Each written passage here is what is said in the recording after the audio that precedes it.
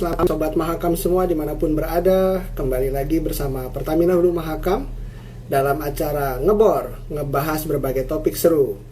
Malam hari ini kembali di sesi Rabu malam, kita seru-seruan bareng bersama dengan Pertamina Hulu Mahakam.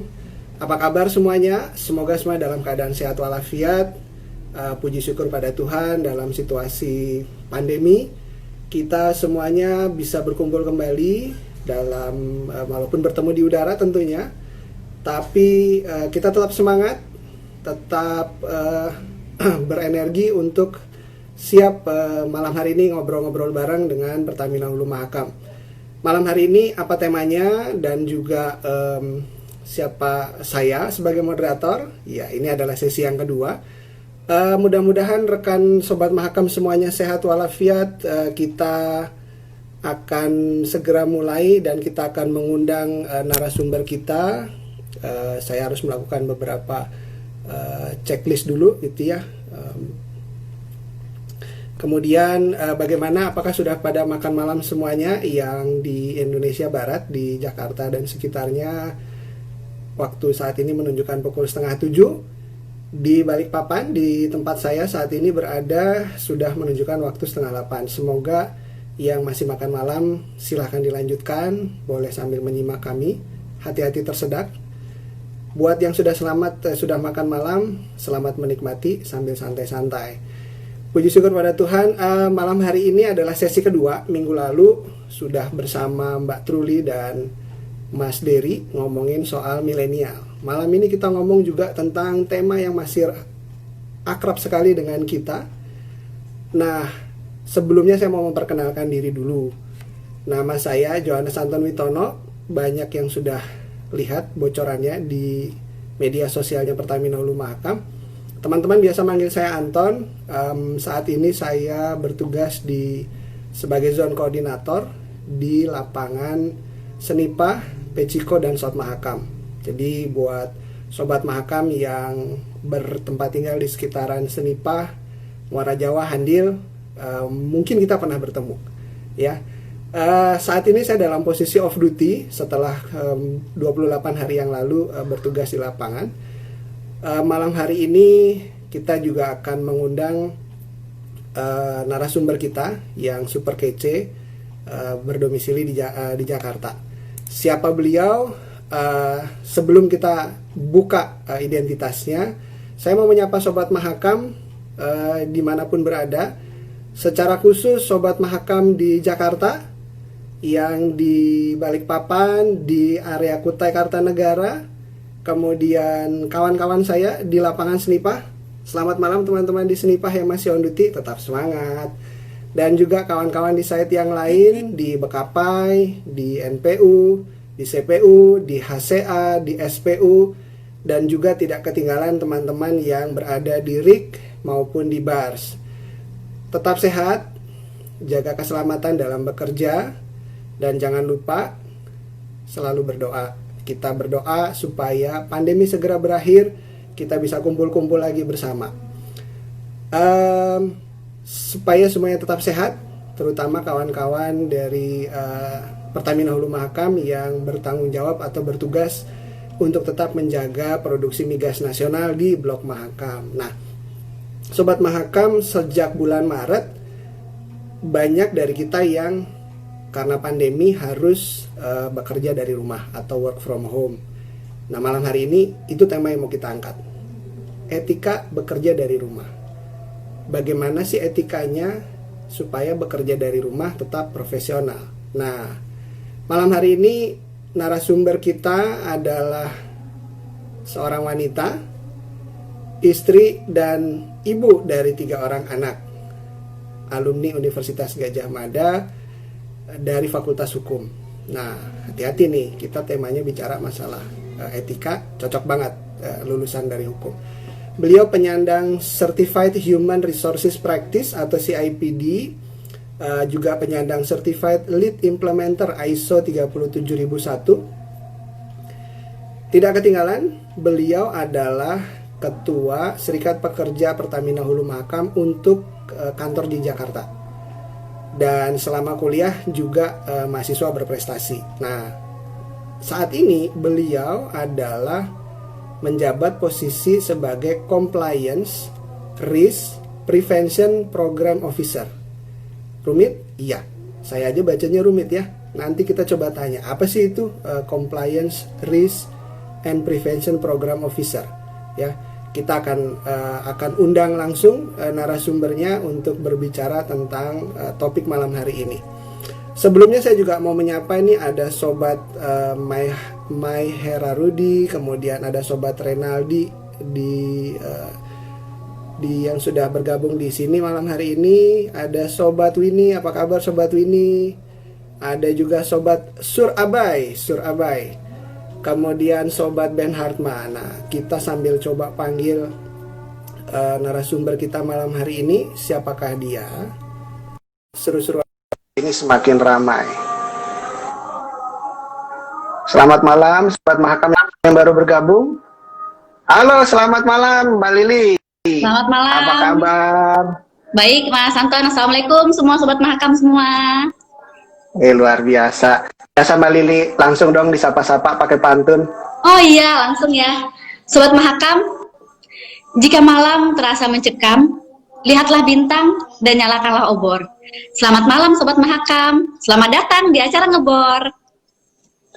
Kece, ini berasa kayak itu, udah meriah banget gitu dibuka pakai pantun gitu ya, kayak acara-acara di TV gitu kan. Luar biasa Mbak Lili. Apa kabar hari ini, WFA atau WFO Mbak Lili? Saya karena sedang menyusui ya, jadi termasuk kategori yang dari awal sampai sekarang itu WFH. Luar biasa Mbak Lili. Jadi masih WFH sampai hari ini. Jadi cocok banget dong temanya malam hari ini bicara mengenai etika WFH. Nah, Mbak Lili, ini tadi kan banyak yang bingung tuh gitu. Apa sih pekerjaan Mbak Lili? Kelihatannya rumit banget gitu. Compliance Risk Prevention Program gitu. Nah, itu boleh dijelasin Mbak Lili? Nah, sambil dijelasin, saya mau sementara matikan dulu komen-komennya. Iya, supaya tidak terganggu oleh teks-teks yang ada gitu. Sobat Mahakam, tetap stay tune. Kita akan buka lagi kolom komen ya nanti gitu ya. Yang baru bergabung saat ini sudah ada 161 dan terus bertambah Mbak Lili. Semoga nanti bisa pecah telur 1000 yang nonton malam hari ini ya. Karena Mbak Lili kayaknya masih nyimpen pantun ini. Masih banyak kayaknya tabungan pantunnya ya. Hubungan pantun. Ya. Iya. Oke Mbak Lili, boleh diceritain nggak Mbak Lili pekerjaannya Mbak Lili dari yang tadi kita jelasin? Ya, ini kan sobat Mahakam semua, mungkin ada yang masih kuliah ya, atau yang baru lulus, sedang mencari pekerjaan, baru mulai bekerja, atau sudah menjalani karir beberapa tahun. Saya ingin sharing tentang pekerjaan saya. Jadi kalau Compliance Risk and Prevention Program itu di beberapa tempat itu berada di fungsi compliance. Bisa juga bergabung dengan fungsi legal. Nah, buat rekan-rekan sobat Mahakam semua, kalau di bidang kami itu lebih kepada pencegahan. Jadi kita mencegah sebelum terjadinya fraud atau tindakan-tindakan yang tidak comply, yang tidak sesuai dengan aturan. Jadi sebenarnya sih Mas Anton, kalau saya persingkat itu slogannya itu cakep. Cakep itu C, cegah. Jadi kita mencegah terjadinya pelanggaran-pelanggaran yang tidak diperlukan ya. Kemudian A itu asistensi. Kita membantu perusahaan agar perusahaan bisa memiliki sistem untuk membuat semuanya on track. Kemudian K, kredibel, pastinya perusahaan yang bagus compliance-nya tentunya kredibel. E, efisien. Karena apa? Karena budgetnya selamat, aman ya, bisa tepat sasaran, tidak dikorupsi. Yang terakhir P itu adalah pembuktian. Bila mana nanti ya amit-amit ada hal yang tidak diinginkan, kita bisa membuktikan kepada otoritas kalau kita telah melaksanakan sesuai dengan peraturan yang berlaku. Gitu. Tapi Mbak Lili, Minahulu Mahakam itu kan tugasnya mencari dan memproduksi minyak dan gas bumi. Kok repot-repot sih Mbak? Harus punya apalah itu namanya tadi yang dijelasin Mbak Lili itu. Compliance ya. Ya justru karena kita menggunakan dana negara, bekerja untuk negara ya, kita perlu menjaga semaksimal mungkin agar semuanya itu sesuai dengan peraturan. Tidak ada yang diambil, yang dipretelin gitu ya. Semuanya tetap on track, semuanya tetap comply. Justru kita menjaga agar semuanya bisa maksimal bagi kepentingan bangsa kita. Gitu, Mas. Wah, cakep berarti, cakep ya, kayak slogannya tadi ya. Cakep ya. Nanti kalau Mbak Lili kasih pantun, saya Jangan lupa cakep nanti lagi gitu. jangan lupa nanti bilang ke Sobat Mahakam yang mau nanya nih, ada hadiahnya. Oh iya betul, Sobat Mahakam, nanti boleh menyimak obrolan malam hari ini. Nanti pada waktu sesi tanya jawab, Pertamina Hulu Mahakam akan menyiapkan 3 hadiah spesial. 3 hadiah spesial untuk Sobat Mahakam yang bertanya relevan dengan hari ini. Kita lanjut lagi Mbak Lili. Oke. Bicara latar belakangnya Mbak Lili, ini sebenarnya pekerjaan idaman atau kebetulan aja dapat yang ini, ya udah dijalanin ceritanya Mbak Lili? Nah, ini juga nih bagi Sobat Mahakam semua yang sedang kuliah juga. Mungkin ketika kita mengambil jurusan dulu ya, Mas Anton, ketika kita masih muda-muda dan masih jejaka gitu ya, kita pasti memilih yang kita pikir nanti tuh saya pengen seperti ini. Tapi kan hidup itu bukan garis lurus, kadang kita mencong-mencong dikit gitu ya. Nah, yang bisa kita jalanin adalah bahwa kita harus tetap maju ke depan, kemudian pekerjaan kita bagaimanapun selama halal dan kita bisa maksimal dalam mendeliver pekerjaan kita sendiri yang harus menemukan passion kita sendiri yang harus menemukan keunikan dari pekerjaan kita sendiri yang harus mencintai pekerjaan kita. Tidak ada pekerjaan yang sempurna. Bahkan menjadi bintang K-pop pun juga berdarah-darah kan perjuangannya gitu ya. Jadi tidak ada pekerjaan yang enak, yang nyaman 100% itu nggak ada. Nah, Sobat Mahakam semua, mulai dari sekarang bukan harus bukan mematok pekerjaan apa yang dipengen, bukan, tapi tetap harus fleksibel.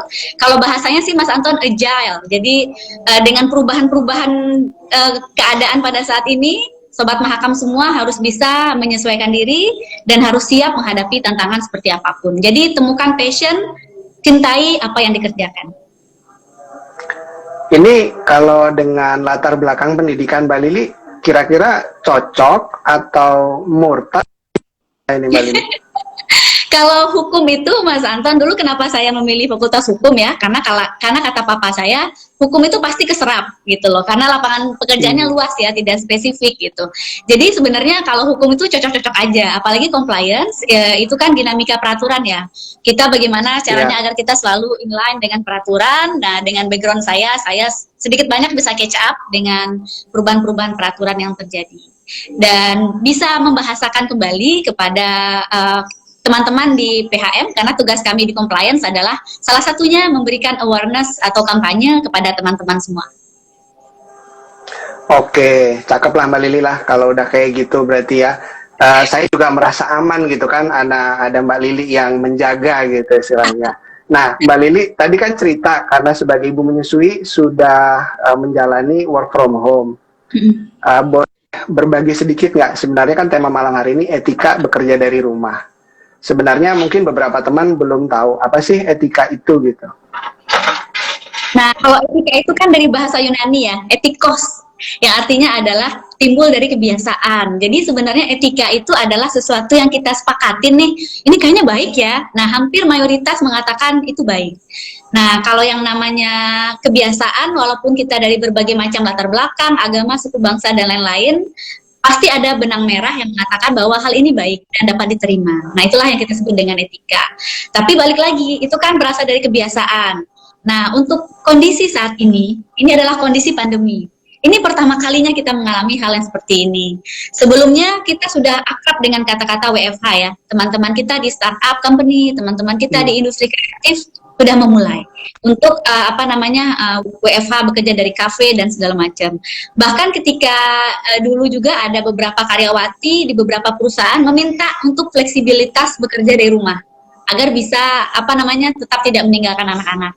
Nah, ternyata sekarang terwujud gitu ya. Apakah semua senang? Ternyata tidak. Ternyata banyak yang stres juga, banyak yang aku pengennya kembali normal. Karena apa? Karena kita berada dalam kondisi pandemi. WFH kita adalah stay at home, benar-benar berada di rumah, karantina. Nah, anak-anak juga yang biasanya ke sekolah juga ada di rumah. Kemudian suami kita mungkin ada yang WFO, ada juga yang WFH. Nah, dinamikanya semakin berkembang, problematikanya bertambah, kita harus adjust. Nah, disitulah kita menetapkan etika bekerja dari rumah. Tujuannya agar kita bisa produktif. Nah, lalu kalau kita bicara mengenai aspek kepatuhan saat bekerja dari rumah, apa aja Mbak yang harus diperhatikan ya?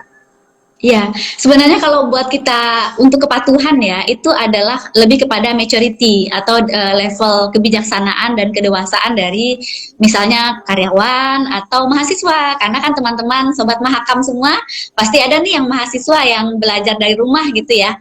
Nah, kepatuhannya itu memang dikembalikan ke diri kita. Yang namanya protokol, aturan, kemudian batasan-batasan pasti sudah dikeluarkan oleh institusi pendidikan, oleh kantor-kantor itu sudah ada. Cuman kan nggak mungkin ya atasan kita video call kita 24 jam atau setidak-tidaknya 8 jam sehari, saya rasa tidak ada yang sampai memantau sedetail itu gitu kan. Nah, tetap kepatuhan itu balik lagi ke kita yang manage, kita yang menjaga trust, kita yang mendisiplinkan diri. Nah, di sini kita akan bahas nanti bagaimana caranya agar kita bisa produktif dan bisa mengendalikan waktu kita dan waktu kita. Kalau gitu langsung aja Mbak Lili. Gimana caranya Mbak Lili? Nah, jadi yang pertama itu Sobat Mahakam semua, ini saya yakin nih berbagai macam nih yang hadir pada malam ini. Ada karyawati yang merangkap sebagai istri dan ibu yang harus ngajarin anak. Ada bapak-bapak merangkap karyawan yang juga suka bantuin istri ngangkat galon. Karena saya lihat selama WFH ini bahkan Mas Anton nih, pasti juga involve kan di rumah gitu. Nggak mungkin kerja terus gitu kan. Pasti sesekali membantu istri atau anak gitu.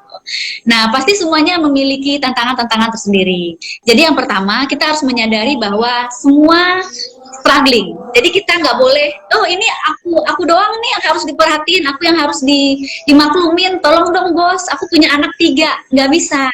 Karena semua memiliki tantangan masing-masing. Jadi kita harus saling menjaga hubungan baik di dalam tim.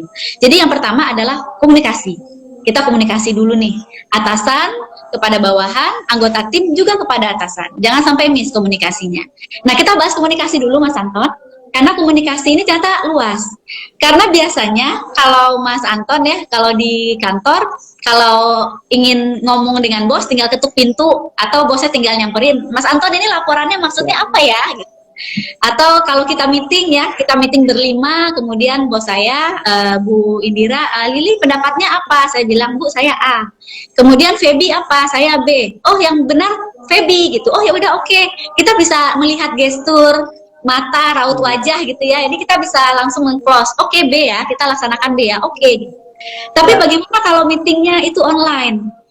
Kemudian ketika saya bilang A, Feby bilang B, kemudian bos saya oke B, kemudian sinyal saya hilang, gitu kan, saya Lili left the chat gitu. Ya alasan saya Lili lagi emosi nih, Lili tersinggung, padahal bukan, ini karena adanya teknologi atau ada batasan teknologi. Nah, jadi komunikasinya ada tantangan tersendiri juga, demikian Mas Anton. Nah, kalau bicara etika, apakah berarti hanya satu arah Mbak Lili, dari bawahan ke atasan, atau sebenarnya berlaku juga untuk atasan ke bawahan juga Mbak Lili? Berlaku dua arah. Karena apa? Karena kita juga menyadari bahwa atasan kita juga sebenarnya adalah mungkin bawahan juga ya. Kan kita punya atasan kita juga punya atasan ya. Jadi beliau ini juga berada di tengah-tengah juga kan. Nah, jadi atasan juga bagaimana mengemong, memimpin, mensupport anggota timnya. Nah, anggota timnya juga jangan sampai dikasih hati minta jantung gitu loh Mas Anton. Jadi kita juga harus sadar bahwa atasan kita juga punya objektif yang harus beliau emban gitu, yang harus beliau sampaikan kepada kita, yang harus beliau targetkan, dan beliau juga punya kewajiban juga. Beliau juga mungkin seorang ibu, juga seorang ayah. Nah, jadi di sini komunikasinya adalah lebih memahami, lebih tepa selira, lebih toleransi, lebih salinglah selama ini, karena kita semua mungkin dengan kondisi pandemi ini kita bisa melihat sisi lain dari atasan kita, sisi lain dari bawahan kita ya. Karena biasanya kita kalau di kantor cuma 8 jam gitu, kadang-kadang kalau di kantor Jakarta makan siang, kemudian say hi, selesai. Nah, sekarang kita lebih intens, lebih sering WA atau video call gitu. Ya. Kalau dibandingkan Mbak Lili, bulan Maret awal pandemi dengan hari ini, ada bedanya nggak situasi WFH Mbak? Kalau untuk WFH pastinya di awal kita semua struggling. Anak-anak sekolah ya, sobat Mahakam yang masih sekolah juga pasti di awal-awal kayak bingung ya, saya mau ngerjain apa gitu kan. Kami Hmm. juga yang di kantor juga bingung gitu di awal-awal ini gimana ya. Apalagi mungkin ada beberapa perusahaan yang belum siap, maksudnya mungkin tidak punya personal laptop atau tidak punya share drive gitu ya. Nah kalau kita ya Mas Anton, alhamdulillah di Pertamina Hulu Mahakam kita memiliki perangkat yang sudah disiapkan dan kemudian kita bisa bekerja dengan sangat efektif di rumah. Saya sangat bersyukur sekali karena dokumen-dokumen kami sangat rapi ada di share drive. Jadi kita tinggal ya benar-benar tinggal menjalani aja gitu. Jadi sudah sangat bagus dan kita hanya perlu memaintain waktu kita di rumah, menyocokkan ritme. Yang saya garis bawahi terutama bagi ibu-ibu semua yang apa namanya yang bekerja bahwa kita saat ini adalah bekerja di rumah. Jadi tanggung jawab untuk pengasuhan anak dan lain-lain seyogyanya kita tetap mendapatkan asistensi sebagaimana kita dulu FO. Karena gini Mas Anton, di beberapa hal kan sekarang anak-anak pada di rumah ya belajar. Nah, beberapa anggota tim yang perempuan, yang ibu-ibu, aduh susah nih, ya kan? Harus kalau kita lihat di media sosial kan ada yang zoom sambil ngulek cabe gitu kan ya, ada yang macam-macam kan. Nah itu sebenarnya bisa kita mitigasi dengan prinsip bahwa selama saya di kantor, toh rumah tangga dan anak-anak saya bisa berjalan dengan baik.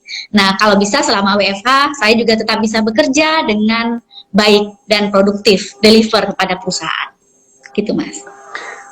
Nah, itu kalau kita bicara berarti etika itu berlaku apakah juga untuk masalah waktu kerja, jam kita mulai bekerja, selesai bekerja, kemudian berpakaian itu berlaku juga nggak, Mbak Lili? Iya, jadi kalau saya melihat dari kalau aturan yang ada di perusahaan kita, saya rasa juga sama di perusahaan lain ya. Intinya adalah mempercayai karyawan bahwa karyawan sudah sangat mature, sudah sangat paham ya. Biasanya bekerja 8 jam ya, bekerjalah 8 jam gitu sesuai dengan aturan. Kemudian juga ketika Zoom ya, pastinya ketika meeting online dengan atasan, dengan rekan setim, ya berpakaianlah yang pantas gitu. Karena ya sebagaimana kita biasanya. Saya masih ingat Mas Anton, di minggu pertama saya WFH, kami meeting di tim kami dan saya sangat terharu bapak-bapak yang ada di tim saya itu memakai seragam hari Senin, seragam Pertamina. Jadi itu rasanya kayak masih di kantor gitu loh Mas. Dan itu sangat membuat semangat saya jadi semangat lagi. Wah, ini kita memang masih kerja gitu. Cuman kita saat ini berada di rumah untuk keamanan kita, untuk kesehatan. Jadi sedikit banyak apa namanya berpakaian seragam, mandi, kemudian bangun pagi, beraktivitas sebagaimana kita di kantor biasa. Itu sangat membantu membuat kita untuk terbiasa menjalani perubahan-perubahan ini.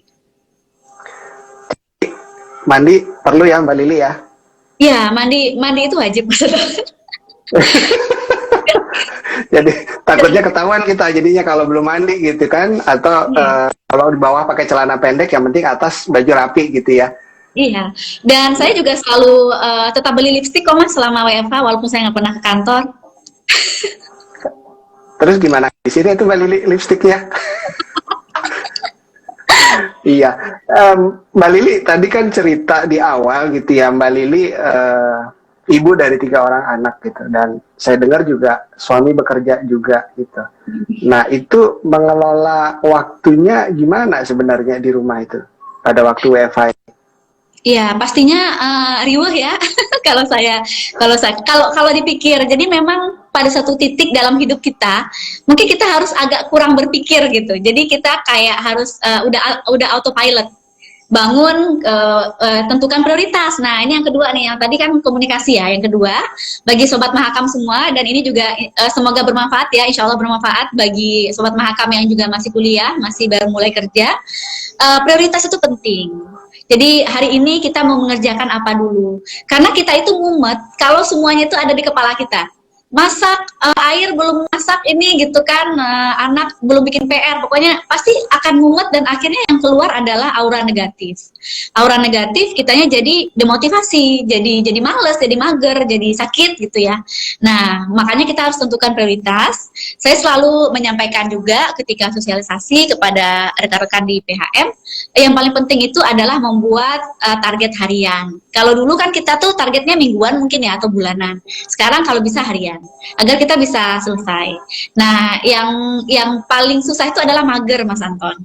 Beberapa dari kita tuh suka mager, nanti aja lah, kan nggak ada bos ini yang nyuruh gitu ya. Mager, akhirnya kerjaan numpuk, akhirnya jadi banyak kelabakan. Nah, dan ketika kelabakan akhirnya pusing sendiri. Jadi tentukan prioritas dan buat target harian, itu yang penting. Nah, kalau bicara kemudian tadi anak-anak kan juga ada yang sekolah gitu ya.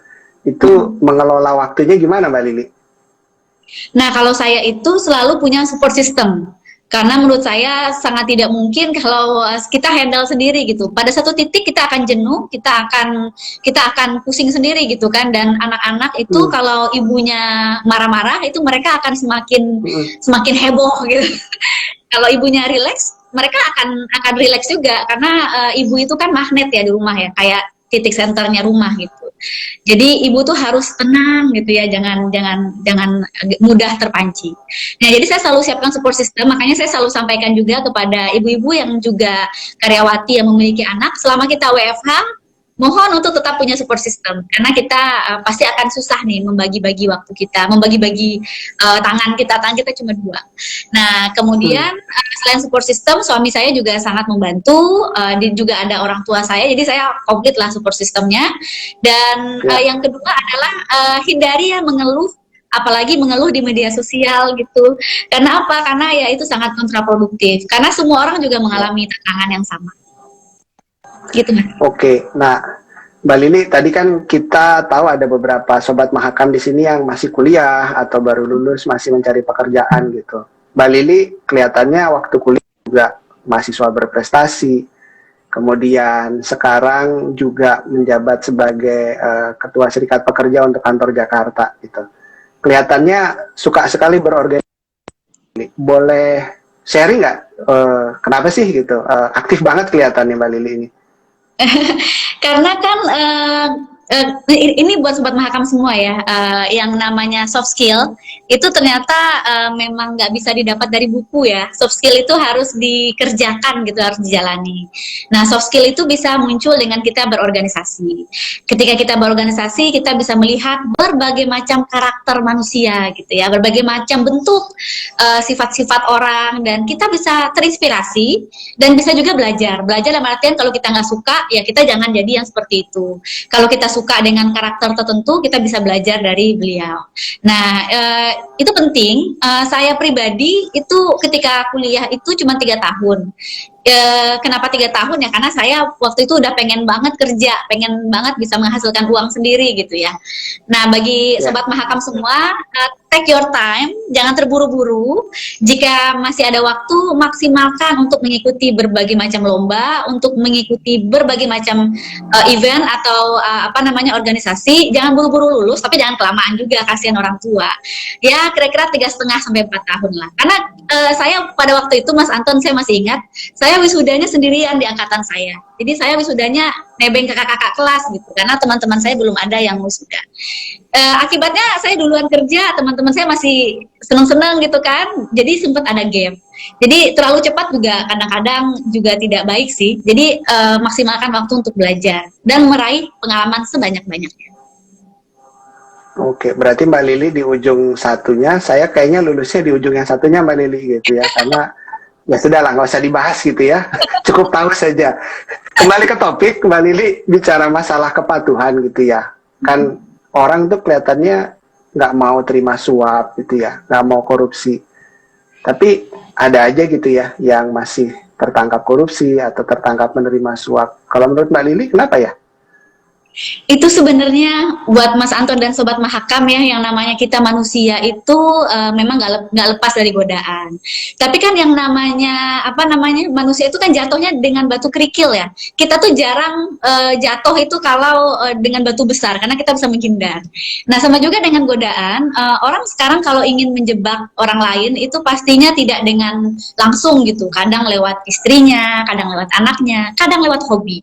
Makanya nih bagi bapak-bapak yang punya hobi ya, hati-hati jangan sampai nanti malah di hobinya yang dibujuk-bujukin di situ.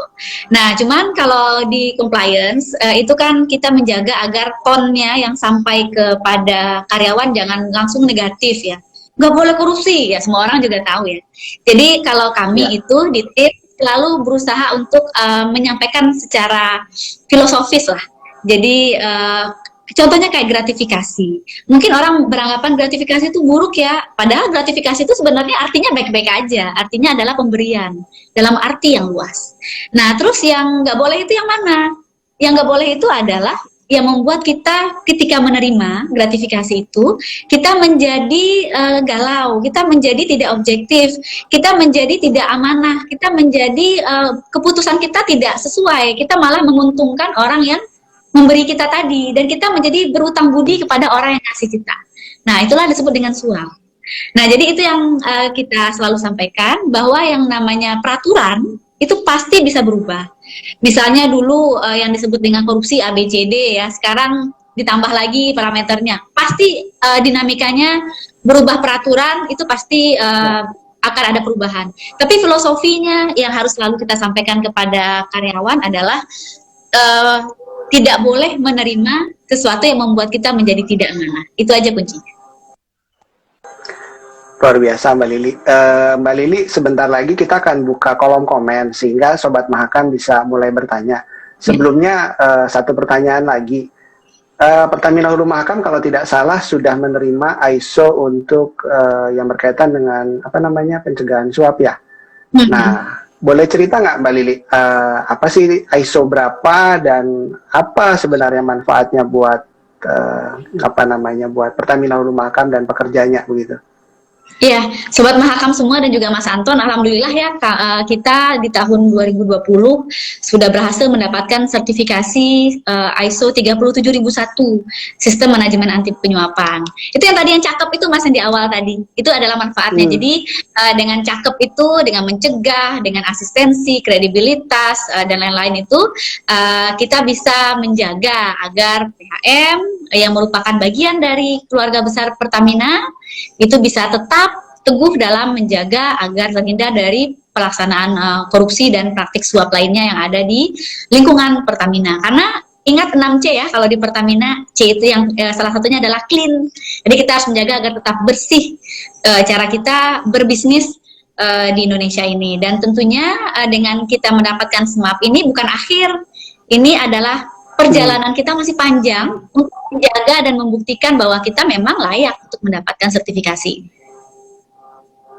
Oke, kalau menurut Mbak Lili, kita kan dulu sebelum pandemi, Mbak Lili juga sering tuh jalan ke lapangan gitu ya, ngasih sosialisasi. Which is kita juga kangen juga gitu bisa ketemu Mbak Lili langsung gitu. Nah, ada bedanya nggak nih WFH sama WFO kalau menurut Mbak Lili gitu? Iya, jadi Sobat Mahakam ya, kalau kita dulu tuh sempat bingung ya, kita meetingnya dengan cara apa sih? Saya ingat banget Mas Anton, saya tuh gaptek, nggak tahu apa itu Google Meeting, Jitsi, Zoom, macam-macam itu kan, Webex gitu kan, itu bener-bener blank. Dan saya rasa semua juga belum terbiasa di awal-awal, apalagi generasi yang bukan milenial ya, generasi Gen Y, Gen X itu pasti akan agak-agak gimana gitu ya. Kemudian bagaimana menggunakannya di laptop, bagaimana menggunakannya di handphone. Kemudian ketika kalau saya pribadi, kalau sosialisasi tatap muka kan enak ya, saya pantun, oh enak, kayak kan lebih ketawanya langsung gitu loh. Kalau kita via telepon kan kadang ada loading dulu ya, ada relay dulu beberapa menit, beberapa detik gitu ya. Nah, jadi kadang-kadang seperti itu, tapi inilah yang terjadi. Walaupun sisi positifnya sekarang kita melihat bahwa ada banyak sekali webinar-webinar, IG Live, sharing session yang bisa kita ikuti. Ini menurut saya salah satu kelebihan dari kondisi saat ini ya. di mana kita bisa belajar lebih banyak, gratis, tanpa perlu keluar rumah, tanpa perlu datang ke lokasi acara, dan bisa belajar. Nah ini untuk Sobat Mahakam semua yang masih kuliah, yang masih mencari pekerjaan, maksimalkan waktunya dengan belajar, dengan mengikuti berbagai event, termasuk acara ini nih, ngebor. Dan juga ada banyak sekolah-sekolah, fakultas atau universitas yang memberikan pelajaran gratis ya, bahkan di luar negeri juga banyak. Maksimalkan Sobat Mahakam semua waktunya untuk belajar secara online. Terima kasih Mbak Lili. Ini kita sudah mulai buka kolom komen Sobat Mahakam yang mau bertanya berkaitan dengan tema malam hari ini, yaitu etika bekerja dari Mbak Lili dari Pertamina Rumah Mahakam siap untuk menjawab. Kita coba scroll up sedikit. Tadi kelihatannya ada yang bertanya bagaimana, sebentar. Ini tadi ada yang nanya nih. Dari Sobat Septrialda, ya, Sobat Septrialda ya. Mohon maaf kalau saya salah menyebut. Halo Ibu, bagaimana Anda memfasilitasi percakapan yang sangat rumit atau emosional ketika tidak bertatap muka? Nah, silakan Mbak Lili. Boleh langsung dijawab, Mas Anton? Silakan. Ya, Mbak Septrialda ya, saya mohon maaf kalau salah menyebut nama Sobat Mahakam. Jadi kalau pada kondisi saat ini, tentunya dengan kita tidak bisa bertemu langsung, pasti ada kendala, pasti tidak nyaman. Beberapa interview yang cukup penting atau yang sangat detail, mungkin interview bekerja atau interview final gitu ya, atau mungkin interview investigasi misalnya untuk beberapa kasus, itu saya rasa tetap harus bertatap muka. Karena kita perlu melihat gestur, aura, dan lain sebagainya. Jadi memang saat ini kalau hanya sebatas telekomunikasi, komunikasi yang seperti sekarang, rasanya sangat kurang efektif kalau untuk topik-topik yang sangat sensitif ya, Mas Anton. Lihat aja kemarin ya ketika ada pasangan yang lagi berantem gitu ya, kemudian ya gampang aja tinggal klik lift, selesai gitu. Kan kurang nyaman ya. Jadi sebisa mungkin untuk yang sensitif kita usahakan untuk bertemu, tapi tentunya dengan mengikuti protokol ya, dengan menjaga jarak dan lain-lain. Ya semoga ya dengan kita menjaga jarak, kemudian dalam kondisi saat ini semoga jangan ada hal-hal seperti itu dalam kehidupan kita. Dan kalaupun kita terjebak dalam problematika apapun, perbanyak bersabar dan ditahan-tahan dulu ya, biar tidak perlu ketemu dulu, gitu Mas Anton. Jadi kalau lagi nggak cocok sama bosnya juga nggak usah pura-pura terus mati gitu ya Mbak Lili ya, koneksinya gitu ya. Oh iya ya. Iya. Mbak Lili, ini ada lagi yang nanya nih, mana tadi ya, dari Sobat Suarjono kalau saya nggak salah tadi ya, Sobat Suarjono. Bisa diulang lagi Mbak Lili, bagaimana memotivasi pegawai yang WFH agar tetap produktif? Tips-tipsnya Mbak Lili gimana tuh Mbak Lili? Iya, jadi buat Sobat Mahakam semuanya, yang paling penting adalah fungsi dari hierarki dulu. Jadi hierarkinya di masing-masing tim itu memegang amanah yang cukup besar pada waktu WFH ini, yaitu untuk menjaga anggota timnya tidak hanya bekerja, tapi juga bersemangat.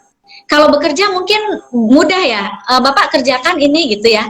Tapi bagaimana beliau, teman-teman kita, anggota tim kita itu semangat, nah itu memang dibutuhkan leadership yang lebih daripada waktu biasa. Jadi saya salut dengan semua para hierarki pada kondisi pandemik ini. Karena pada dasarnya hierarki juga merupakan anak buah juga kan sebenarnya. Jadi mereka itu anak buah, kemudian juga memiliki anak buah, pastinya berat. Cuman ini tantangan bagi para leader-leader untuk membuktikan, menambah lagi leadershipnya. Jadi memotivasi, kemudian leadernya juga harus paham dulu. Kita tidak bisa memotivasi orang kalau kitanya sendiri belum kuat ya. Jadi leadernya juga harus strong dulu. Kemudian menjaga komunikasi dua arah. Selalu dengarkan masukan dari anggota tim. Karena bisa jadi mereka memang struggling, memang mereka punya masalah, makanya mereka nggak deliver. Nah, segera tentukan mitigasi. cari cara agar ini bisa selesai. Jangan menunda. Kemudian jika Bapak, Ibu sebagai leader, Sobat Mahakam yang menjadi leader, tidak mampu menyelesaikan, tolong di-rise ke atasan yang lebih tinggi. Di-rise lagi ke atasan yang lebih tinggi. Jadi jangan di pundak sendiri ya, tapi ini semuanya pasti bisa dengan komunikasi dan dengan mitigasi sedini mungkin. Jangan dibiarkan berlarut-larut dan jangan menunggu nanti aja setelah corona. Kita tidak pernah tahu pandemi ini kapan berakhir. Yang kita inginkan adalah kita produktif setiap hari. Oke, Uni Lili, ini tadi ada yang ngasih kode nih. Boleh dipantun dulu nggak, Uni? Oke, sebuah pantun apa ya? Jangan suka makan ayam tiren. Makanlah kebab hangat ya, buatan mama. Sobat Mahakam yang keren, tetap semangat ya selama di rumah. Cakep. Itu baru namanya Mbak Lili. Lanjut lagi Mbak Lili, ini ada yang nanya dari Sobat Arya Guna. Nanya, kenapa orang anti banget korupsi, tapi begitu dipersulit dikit, terutama contohnya pas bikin SIM, langsung ambil shortcut, dibantu. Nah, kenapa yang seperti itu dianggap justice di masyarakat kita? Nah, itu gimana nih menurut Mbak Lili? Ya, Sobat Arya Guna, karena apa ya, saya balik lagi ke etika ya. Etika itu kan timbul dari kebiasaan. Nah, kalau ini adalah etika yang buruk sebenarnya, karena timbul dari kebiasaan yang buruk. Itulah sesuatu yang sudah lazim berlaku di masyarakat, sudah dilakukan oleh banyak orang, dan dirasa sangat nyaman, membuat kita jadi menganggap itu adalah hal yang baik. Jadi memang suatu hal yang buruk diulang-ulang terus, terasa nyaman, terasa oke, semua orang oke, akhirnya jadi baik. Nah, itu bahaya. Nah, oleh karena itu memang diperlukan integritas, dan integritas itu nggak bisa ujuk-ujuk datang ya, itu mungkin dari pengalaman diri kita semenjak kita kecil. Jadi kalau kita lihat bahwa pendidikan integritas itu tidak bisa ketika kita dewasa saja. Makanya bagi Sobat Mahakam yang memiliki anak atau yang ingin memiliki anak nanti, carilah pasangan yang memiliki integritas yang sama, sehingga bisa mendidik generasi-generasi muda Indonesia yang berintegritas. Karena itu memang dimulai dari sekecil mungkin. Itu yang penting. Kalau untuk sudah dewasa, kalau sudah dewasa masih bisa dirubah nggak itu Mbak Lili itu? Masih bisa. Masih bisa, tapi kadang-kadang juga tergantung godaan. Karena kalau kita lihat di televisi ya, Mas Anton, orang yang kita tuh selalu berpikiran bahwa orang generasi tua itu sangat mudah dengan korupsi gitu-gitu ya. Ayo kita maksimalkan generasi muda. Tapi ternyata generasi muda juga tidak terbebas juga dari potensi korupsi gitu kan. Sudah banyak contoh. Kemudian orang yang alim, orang yang agamanya bagus nggak mungkin korupsi. Ternyata banyak contoh yang kita lihat. Terus apa ya? Ya balik lagi ya. Semakin tinggi pohon, semakin kencang angin, semakin tinggi jabatan kita, semakin banyak godaan. Jadi kita nggak boleh berpuas diri. Maksudnya berpuas diri dalam artian menjadi tidak waspada. Selalu waspada karena godaan itu bisa datang dari arah mana saja. Waspadalah. Iya, seperti ya sudahlah, nggak usah disebut nanti jadi pesan sponsor. Jadi sebenarnya kalau ada yang merasa bahwa dengan adanya bagian kepatuhan, bagian pencegahan itu menjadi lebih rumit atau lebih ribet, malah harusnya sebaliknya ya Mbak Lili ya, karena kita harusnya merasa aman ya. Kalau kata-kata mutiara saya kan selalu ya Mas Anton ya, kepatuhan itu bukanlah menambah beban, tapi menambah keberkahan. Orang bilang, Mbak Lili banyak aturan nih, jadi pusing, gitu kan, ini nggak boleh, itu nggak boleh. Padahal sebenarnya dengan kita taat kepada aturan, kita patuh ya, itu akan menjadi berkah. Karena mungkin kita sering ya di dalam kehidupan gitu ya, aktif di organisasi apa, di organisasi masjid atau di mana, kita tidak dapat uang dari situ, tidak mendapat apapun materi dari kegiatan kita, mungkin Mas Anton di gereja, tapi kita kok hidupnya enak ya gitu ya, sehat, kemudian anak-anak juga sehat, nah itu berkah gitu. Jadi kita tidak semata-mata mengejar rupiah ya kalau dalam kehidupan, tapi juga mengejar berkah. Itu cakep banget itu Mbak, kata-kata mutiaranya itu ya. Nah, ini lanjut lagi Mbak Lili, ada pertanyaan dari Sobat Winnie. Mbak Lili, bagaimana jika kondisinya tidak memungkinkan untuk memiliki support system seperti yang dijelasin Mbak Lili? Dan bagaimana caranya menghadapi distraksi atau gangguan di tengah-tengah WFH? Ya, Sobat Winnie, Sobat dan Sobat Mahakam sekalian, ketika kita WFO kan kita bisa fokus ya di kantor ya, ketika kita bekerja di kantor, sehingga kita tidak bisa meninggalkan rumah dengan tenang gitu. Nah, kalau bisa kondisi seperti itu kita pertahankan. Apa yang membuat kita bisa meninggalkan rumah dengan tenang? Misalnya kalau yang punya anak, anaknya di daycare atau ada pengasuh atau dititip. Nah, kalau dalam kondisi saat ini kita bekerja juga dalam artian kita masih punya income untuk bisa meng-hire support system, maka kita bisa menggunakan itu, bisa memaksimalkan itu. Nah, kalau masih memang tidak ada sama sekali support system, misalnya si mbaknya mudik atau seperti apa gitu ya, nah kita mau nggak mau harus berkomunikasi dengan atasan kita, menyampaikan kondisi Hmm, kita lagi azan sekarang di sini, menyampaikan kondisi iya. kita sehingga kita bisa memanage itu. Tapi sebisa mungkin ya usahakan ada, karena kita profesional, kita juga di hire oleh perusahaan, masih diberikan hak-hak yang layak gitu ya. Kita bisa pergunakan Ya. untuk membayar support system. Ini lagi azan Isya di Jakarta. Selamat Isya semua untuk sobat Muslim, sobat Mahakam yang Muslim yang ingin sholat Isya. Mbak Lili, Hmm? iya, ini dari lanjut sedikit lagi ya Mbak Lili ya. Ini dari Sobat Wahyunis 611. Bagaimana work from home dapat mempengaruhi kesehatan psikologi seseorang dan apa yang bisa dilakukan oleh pemimpin untuk memastikan bahwa seseorang tetap bisa fokus, komit, dan enjoy saat bekerja?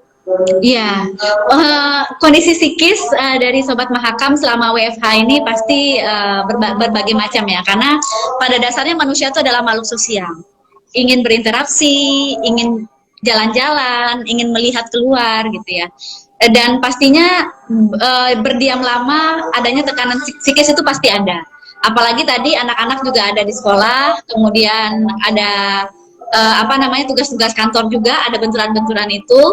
Nah, yang pasti pertama kita harus merubah mindset kita. Kita tidak bisa melawan keadaan, kita tidak bisa mengubah keadaan.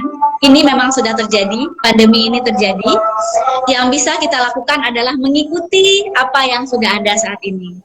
Jadi kita ubah mindset kita. Yang pertama, misalnya menemani anak belajar, ubahlah dengan menemani anak beraktivitas dan bermain.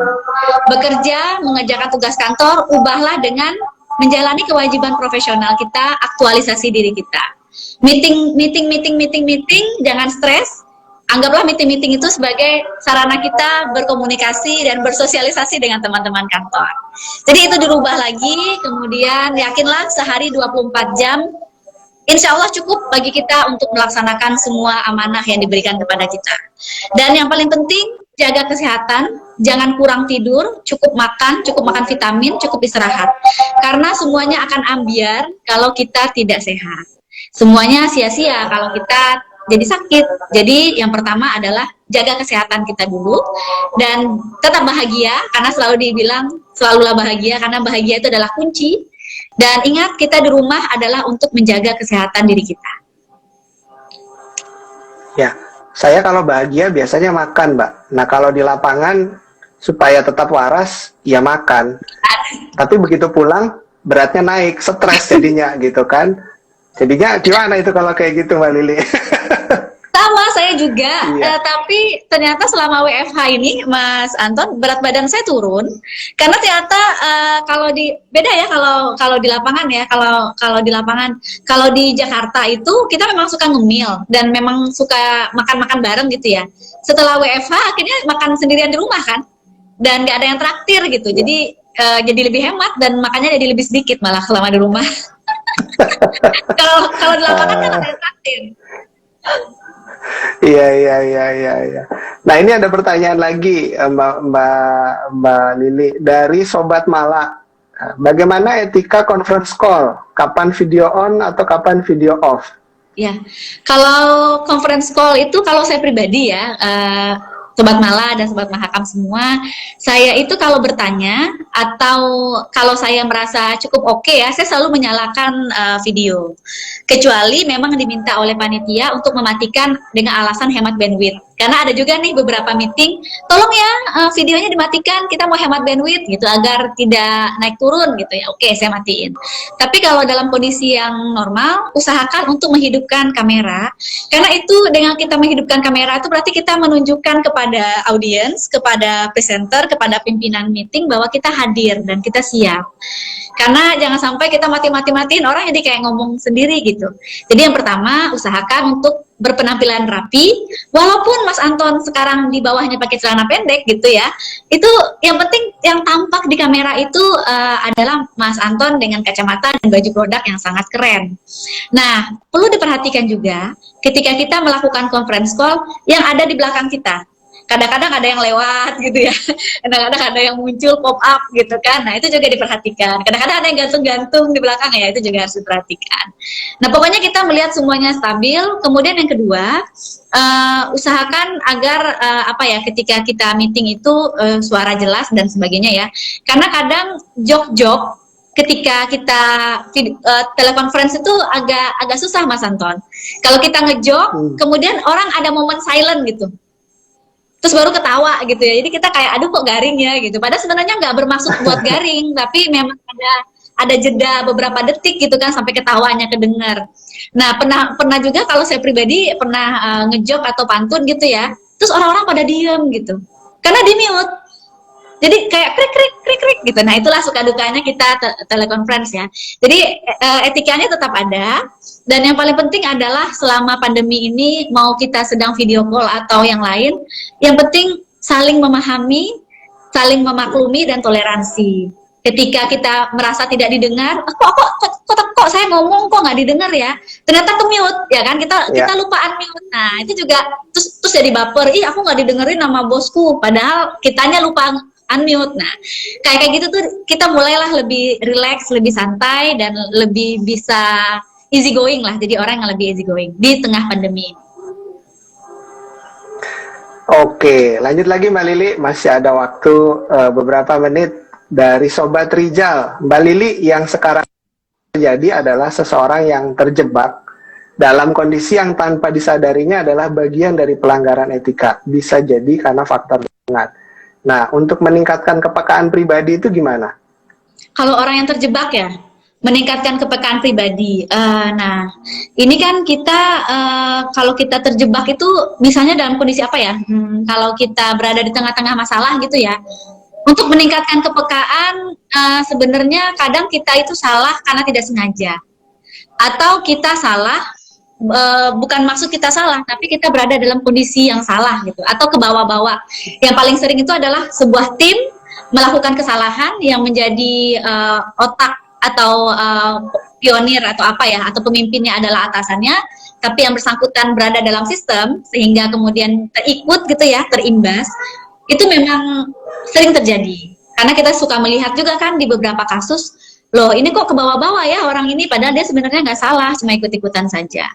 Nah kalau seperti itu sih yang pertama, memang kita untuk menjaga kewaspadaan kita, yang pertama adalah kita harus meyakini bahwa kita mengerjakan sesuatu itu dengan benar dan mengerjakan sesuatu itu dengan tepat. Jadi catat apa yang kita lakukan apa yang kita catat. Jadi memang kita harus lebih aware ya. Kemudian ketika kita merasa ada yang kurang tepat, yang tidak benar, beranilah untuk speak up kepada atasan kita. Bapak, Ibu, ini kok kayaknya tidak sesuai ya, gitu ya. Setidak-tidaknya mereka aware bahwa kita juga menyadari itu ada yang salah. Terus yang ketiga, jika sistemnya yang memang salah gitu ya, ya tiada kata lain selain kalau dalam Islam itu ada istilahnya hijrah, pindah gitu. Karena apa? Karena kita nggak bisa. Kalau sistemnya salah, kita tetap berada di situ, cepat atau lambat, kita akan rusak.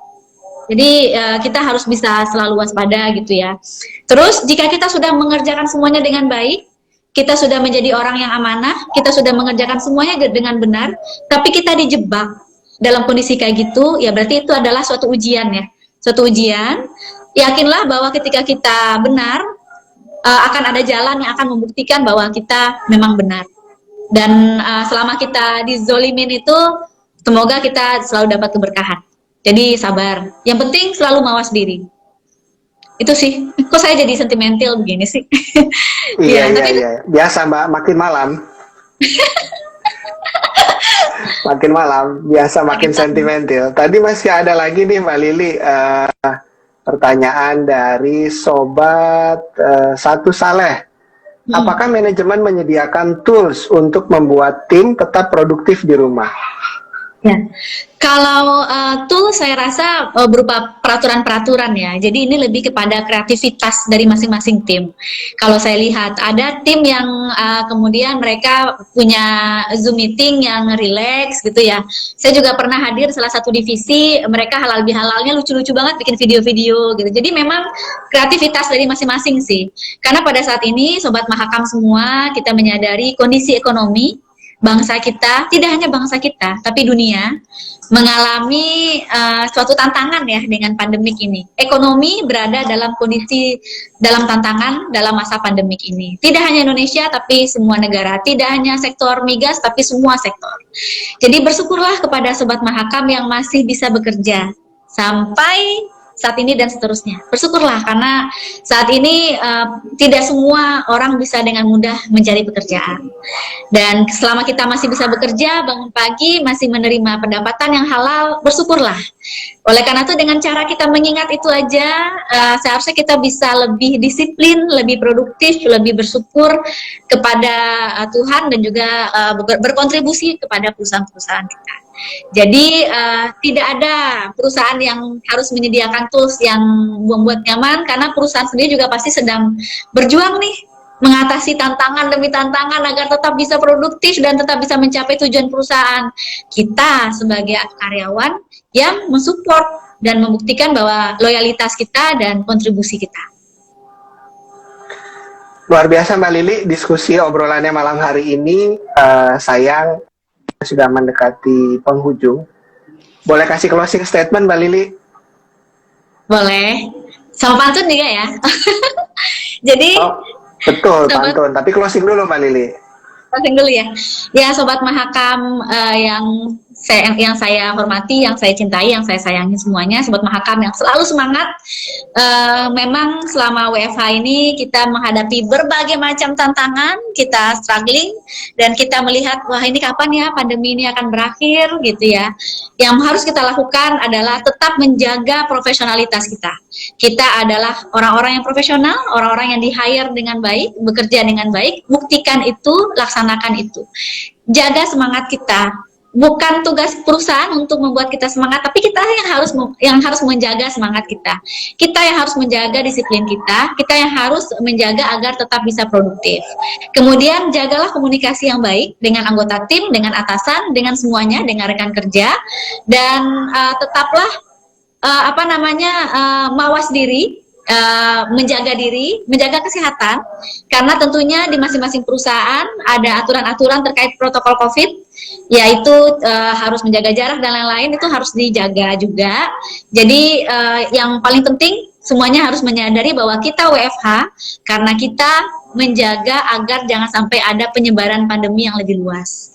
Jadi kita di rumah semata-mata untuk menjaga agar kita sehat, keluarga kita sehat, orang lain sehat, dengan tetap produktif. Dan yang menjadi kunci bukan siapa-siapa, tapi diri kita sendiri. Kita yang harus menjaga semua ini agar tetap bisa berjalan dengan baik. Luar biasa Mbak Lili, langsung dengan pantun penutup ya.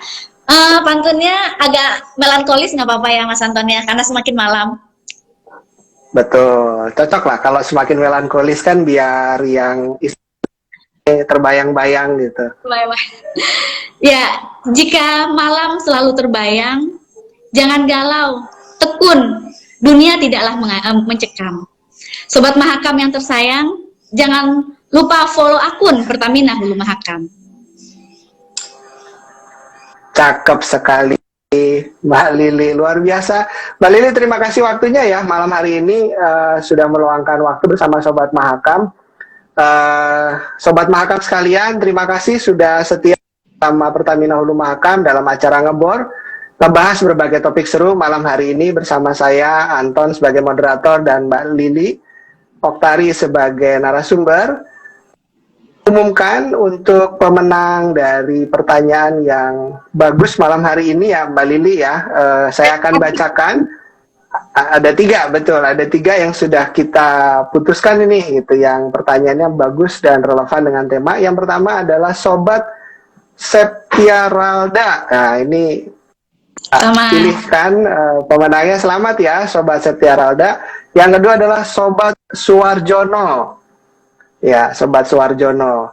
Yang ketiga adalah Sobat F ya, Sobat Rijal F yang ketiga. Selamat untuk ketiga pemenang hadiah menarik dari Pertamina Hulu Mahakam. Anda akan dihubungi langsung dari Pertamina Hulu Mahakam ke akunnya masing-masing. Kemudian malam hari ini saya sebagai moderator mau mengucapkan terima kasih Mbak Lili dan juga semua Sobat Mahakam yang sudah mengikuti acara ngebor dari awal hingga akhir. Tetap sehat, tetap selamat, dan jangan lupa tetap bahagia. Saya Anton undur diri. Sampai ketemu di sesi selanjutnya. Jangan lupa follow akun media sosial Pertamina Hulu Mahakam @Pertamina Hulu Mahakam. Bye bye. Sampai ketemu lagi. Selamat malam.